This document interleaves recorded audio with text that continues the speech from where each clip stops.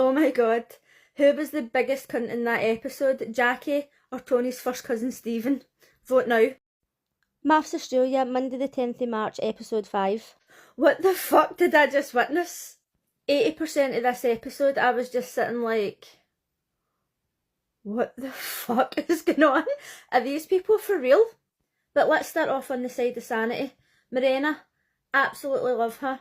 She says that she was in a loveless marriage for 29 years, and she says that's what good Italian girls do. Couldn't be me. Could not be me. Not only did she stay with him for 29 years and he treated her like shit, she had 2 kids to him. But she managed to escape him, and now she's a DJ and she's a fitness instructor, and I'm loving her. There were so many aspects of this dress that I loved and so many that I hated, but at least it was interesting and she looked stunning. She's 57. She looks fucking amazing. Tony came across as such a nice guy, really down to earth. I loved his speech, but as Jackie said about Ryan's speech, it's written about somebody that they don't know. It's obviously pre-planned, but you can't help that when you've not met the person. The two of them look as if they just make such a lovely couple. 10 out of 10. Everything was going well, but it's MAFS. It was too good to be true. Tony's first cousin Stephen had to step in and give his opinions, like we asked. I can't remember the exact age range that he gave, but it was something like, oh, you should be paired up with a woman who's 38 to 42. He's 53.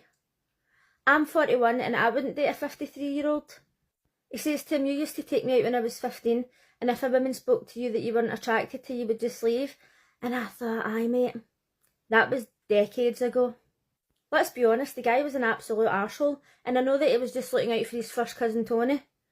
But the stuff that he was spewing out his mouth was just fucking pathetic. Thank God one of them had a brain. Tony was like, no, she's a really lovely woman, I think she's really good looking, I'm no oil painting anymore. You know, actually using his brain. The guy's lonely, he's looking for a companion, and as he says, attraction's not the same when you're older. Looks are going to fade. And this guy's like, oh, you need a 38-year-old? Take yourself to fuck. What is wrong with these men? And you know what? Not once did he even say, aye, you might be right, maybe I could go with a 38-year-old. Or, aye, maybe you're right, maybe I can do better. He stood by her, good for him. Fuck you, Stephen. I think these two are such a lovely couple, I hope they make it all the way. As for these two fucking wallopers, they're perfect for each other. Delusional. See this rainbow, it's not caused by the sun, it's caused by delusion. I will say this wedding picture is stunning. Well done to the photographer. Jackie and Ryan both got bullied in school, came out of school, worked on themselves, and now they are way overconfident. And I can tell you, if they hadn't have mentioned in this show that they were bullied at school, I would have been able to tell. I met a guy when I was like 20, and he was like an attractive guy. I didn't fancy him, but he was so overconfident that it was shocking. And I says to him, were you bullied at school? And he gave me the whole story about how he was bullied and he got over it and all that. And he was like, oh, how did you know? And I was just like, oh, I can tell. Because some people go through this at school and it's like the worst thing. And then as soon as they're out of high school, it's like they feel free. And then they work on themselves and they see improvements in their body. And then people start to compliment them on how they look. And then it just like goes from one extreme to the other. And I totally see that with these two. I wouldn't even have had to have told me that they get bullied. I could just tell. Now, in a way, aye, it's a shame that they went through that when they were at school, but they've grew up to be total fucking cunts. She's a successful businesswoman. She likes to keep fit and she's apparently a perfectionist. A perfectionist wouldn't have picked a dress that doesn't even sit right at the top, but who am I? That being said, I really love the colour of the dress. This is one of the nicer dresses, I would say. But that's only because I fucking hate people being white and basic. Anyway, I've went off track again. She's looking for a guy who's successful, somebody who's got like masculine energy, and instantly, I don't like her. See when people are like, oh, a man has to have masculine energy and protect me. Fucking protect you for what? We don't live in caves anymore. The man's not out doing the hunting while you're at home cooking, and then he's got to come home and fucking save you for the fucking tigers and lions and bears and whatever else is fucking outside. Holy fuck, man. You think it was the prehistoric days? It's an attitude that I absolutely detest. That's why I can't be bothered with tradwives. At first, I just didn't like her. I didn't think she was that bad, but I thought she was just not my type of person. As the wedding went on, I got more embarrassed. Then we had the groom Ryan. I need to prepare myself for this. He was like, where's the warriors? Where's the knights?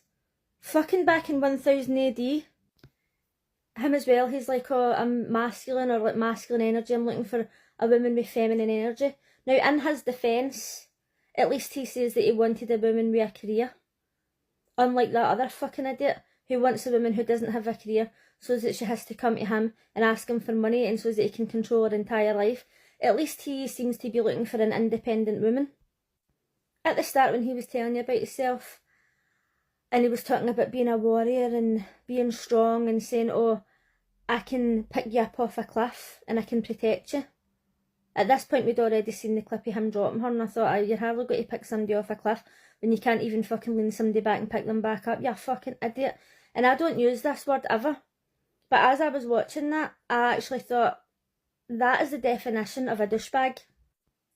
So it was time for the wedding, and she was like, oh, he's not that much taller than me. He's not got blonde hair. What was her obsession with blonde hair? By the way, she's sitting there with roots. Her hair is dirty blonde. My actual natural hair is that colour. And when it's in the sun, it goes really white. And she's like obsessed with being blonde. It was given vibes. It wasn't right. Now, everybody is allowed to have a type, and I'm not saying they're not. But if you're going to have such a specific type, then go out and find your own fucking partner, instead of going asking people that you've never met. She's actually crying to the producers, and he's loving life. He's thinking, there's no way that this woman can think there's anything wrong with me. I'm so masculine and handsome. When the wedding was over and they had to walk down the aisle, she asked him for his hand. God forbid. God forbid. Cancel the wedding. Cancel the show. She had to ask him for his hand. Oh my God, he's so not masculine. He's practically a fucking woman at this point. So she's crying. Oh, I had to take the lead. This is so upsetting. When they were getting their pictures took, she's like, oh, it's so cold. Try living in Scotland. You'll be fine. Oh, you can give me your jacket if you want. Oh, you can give me your jacket. You're getting your wedding pictures took. How would this have looked if she was wearing his jacket? Aye, okay, maybe a couple of pictures like that. Get a fucking grip of yourself. So she basically begged him for his jacket. At this point, it was embarrassing. And then during the wedding, the whole thing was awkward. She asked him what dog he had, and he says, like, a cross staffy or whatever, and she's like,